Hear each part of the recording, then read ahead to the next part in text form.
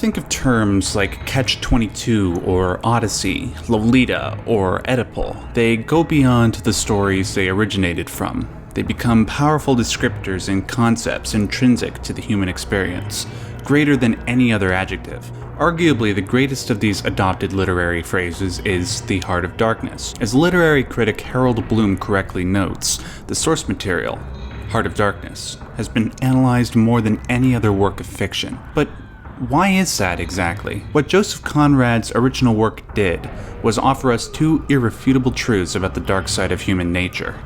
It helps us to understand how human beings are capable of the worst possible evil, and, perhaps even more disturbing than that, it helps us to understand why you are capable of that evil. There is no greater horror known to man than to look inside oneself and see that twisted, primitive darkness, and realize that given the appropriate circumstances, you can become the most resentful, murderous thing. That is horror. Ever since I first read Heart of Darkness, I have been determined to understand the heart's various functions. I want to measure its dimensions. That way, I could come to terms with the most repressed, savage elements of my being, and thus never allow them to corrupt me. By my estimation, the Heart of Darkness can be defined in three different ways: as a location, as a thing to obtain, and a state of mind. Given the various concepts involved with explaining the Heart of Darkness, I will be splitting my analysis into 3 videos, each addressing those different definitions. I will be analyzing these 3 definitions by focusing on 3 separate works of fiction, where each individual definition is best exemplified. The Heart of Darkness as a location is best summarized in the source material. However, the heart as a thing to obtain is best summarized in the book's loose movie adaptation, Apocalypse Now. Finally, the heart as a state of mind is best summarized in a video game that was heavily inspired by the book, Spec Ops: The Line. Links to these videos will be in the description box when they are published. Today, we'll start with the first definition. For those not familiar with the basic premise of Heart of Darkness, allow me to provide a brief synopsis for you. The book narrates the journey of a European man named Marlowe, and the time he sailed up the Congo River on a steamboat. He wanted to travel to Africa after learning of job opportunities offered by an enormous ivory trading organization called the Company. Once he arrives there, he witnesses several savage things, not just from the natives, but also from the company's employees. While performing his duties, Marlowe learns about a man named Kurtz, who is in charge of a key trading location further up the Congo River. Apparently, he is so adept at gathering ivory for the company that he sends in as much ivory as all the others put together, and he makes the higher-ups fear losing their jobs. However, later on Marlowe's journey, the company's general manager informs him that Kurtz has fallen deeply ill and his station might be in jeopardy. The rest of the book from this point on deals with Marlowe's efforts to repair a steamboat, travel up the river to Kurtz's station, retrieve him, and then come back. Throughout the journey, we witness Marlowe's growing fascination with Kurtz, as various secondary characters speak of his accomplishments not just as a company employee, but also as a human being. Like Marlowe, the reader longs to meet Kurtz, to the point where it becomes an obsession. One may argue that this longing comes from a basic curiosity to see if the man lives up to the legend. Or maybe there's something else to it. The basic plot of the story might seem rather innocuous, and it is. The actual events that transpire in the novella possess very little excitement in terms of action.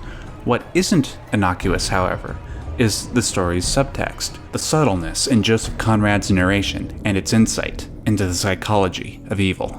What psychologists have noted about Heart of Darkness is how closely it resembles 2 psychological concepts established by Sigmund Freud and Carl Jung. Starting with the former, Freud established the classic model that divides the human psyche into 3 parts: id, ego, and superego.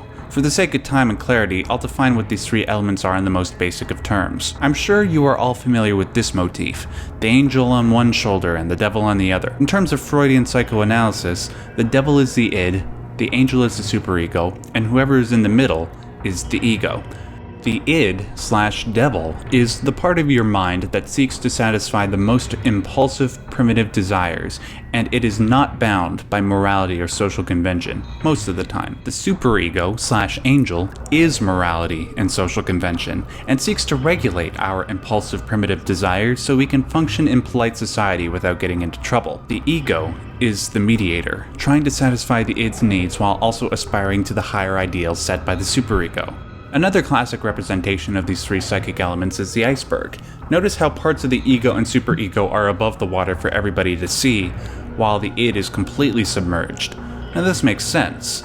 If the id is also represented by a devil figure, then we would want to repress that and push it way down into our subconscious so we don't have to deal with it. Though no matter how much we push it down, it still remains a part of us. Carl Jung, who was a student of Freud, cleaned up some of the inconsistencies in Freud's theory and created his own concept regarding the repressed side of human nature: the shadow. According to Jungian analyst Anelia Jaffe, the shadow is the sum of all personal and collective psychic elements, which, because of their incompatibility with the chosen conscious attitude, are denied expression in life. When in civilized society, we aspire to become greater than we are, and do our best to avoid our primitive inclinations towards negative actions like greed, selfishness, anger, and the like. When the eyes and constructs of civilization reign over you, the inclination towards primitive action is negated. But what happens in the wilderness, where civilization is almost non-existent and your actions are not bound by punitive consequence? When analyzing Heart of Darkness through a psychological lens, Colleen Burke notes that Africa becomes a topology of the mind, its location, its shape, its cultures, its textures, its rhythms, its foliage, its hues, its wildness, all calling forth something lost in the psychology of the white European. Like I said at the beginning of this video, the Heart of Darkness can be interpreted as a location, and that location is undoubtedly the African wilderness, but it is also, simultaneously, a location in the mind. To travel up the Congo River into the primordial jungle is to travel through your consciousness into the unconscious id, into the shadow to meet the devil. And I'm not just speaking metaphorically either. When you venture to a place where you are not bound by law or punitive consequence, who knows what you'll become?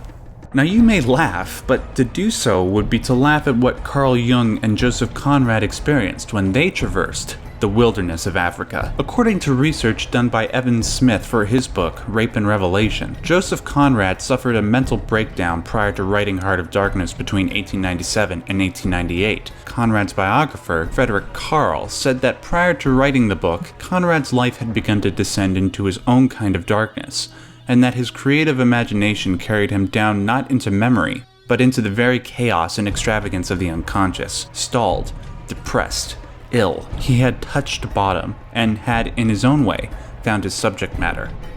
Like Conrad, Jung noted that traveling through Africa was like a symbolic act.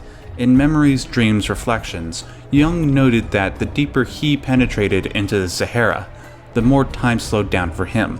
It even threatened to move backward. Like Conrad, Jung suffered a mental breakdown around this time as well.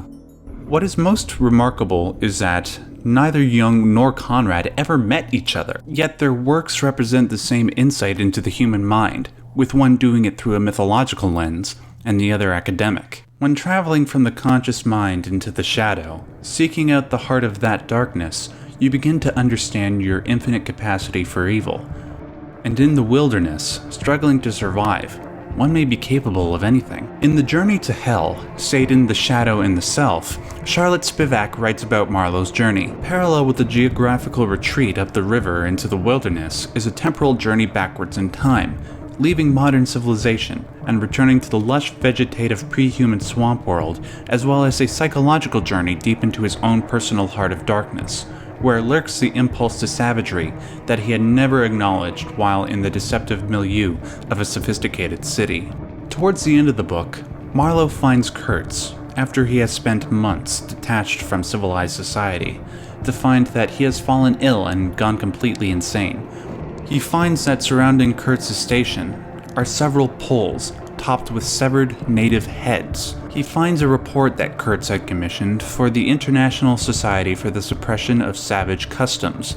At the end of it, he handwrote a postscript that simply stated, "Exterminate all the brutes." Kurtz, in Freudian terms, can be viewed as Marlowe's metaphorical id. In Jungian terms, Kurtz can be seen as the heart of, well, the shadow.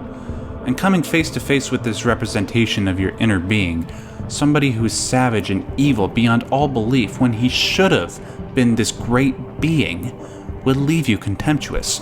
In fact, at the end of the novel, Marlowe returns to Europe and looks upon the rest of civilization with aggravation. They were intruders whose knowledge of life was to me an irritating pretense, because I felt so sure they could not possibly know the things I knew. To his cousin, Kurtz was a great musician. To the Belgian journalist Marlowe happens upon, he was a great politician and leader. To Kurtz's fiancée, he was a great humanitarian and a genius. Why would a man noted for his talents and strength of character turn to such horrific acts of evil? In moments of great desperation, of survival, of resentment, in a land where any act is permitted, who knows what you may discover about yourself? Maybe, if you reach a moment of clarity like Kurtz did, you might look inside yourself and respond like he did.